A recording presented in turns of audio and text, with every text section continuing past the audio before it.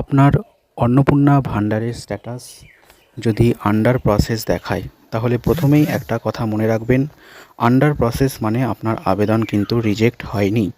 এর অর্থ আপনার আবেদন এখনও ভেরিফিকেশন বা প্রসেসিংয়ের মধ্যে রয়েছে।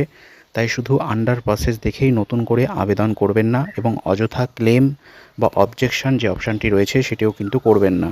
প্রথমে আপনার অ্যাপ্লিকেশনের সমস্ত তথ্য ঠিক আছে কি না দেখে নিন সেটি। আধার, ভোটারের epic number, bank account number এবং অন্যান্য যে সকল তথ্য রয়েছে সেগুলোকে একবার দেখে নিন।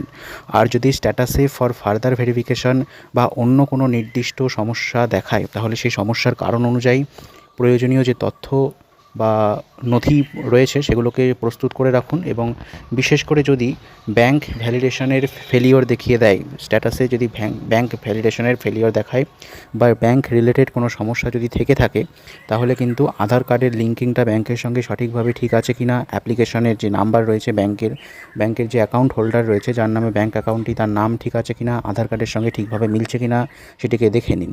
আর যদি আপনার স্ট্যাটাসটি রিজেক্ট হয়ে যায় এবং আপনি মনে করেন আপনি যোগ্য হওয়া সত্ত্বেও ভুলভাবে রিজেক্ট হয়ে গেছে, সেক্ষেত্রে কিন্তু ক্লেম করুন, সেক্ষেত্রে কিন্তু ক্লেম করার সুযোগ রয়েছে।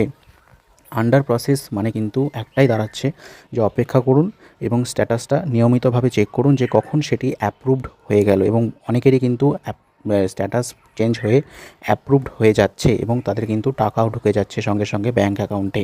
তো তাই আপনার স্ট্যাটাস যদি আন্ডার প্রসেসে থাকে তাহলে চিন্তা করবেন না, ভেরিফিকেশন শেষ হলে স্ট্যাটাস পরিবর্তন হবে। পরবর্তী কোনো আপডেটস থাকলে অবশ্যই এই চ্যানেলের ভিডিওতে জানিয়ে দেওয়া হবে। চ্যানেলটিকে সাবস্ক্রাইব করে রাখবেন। ভিডিওটি ভালো লাগলে ভিডিওটিকে লাইক করবেন। ধন্যবাদ।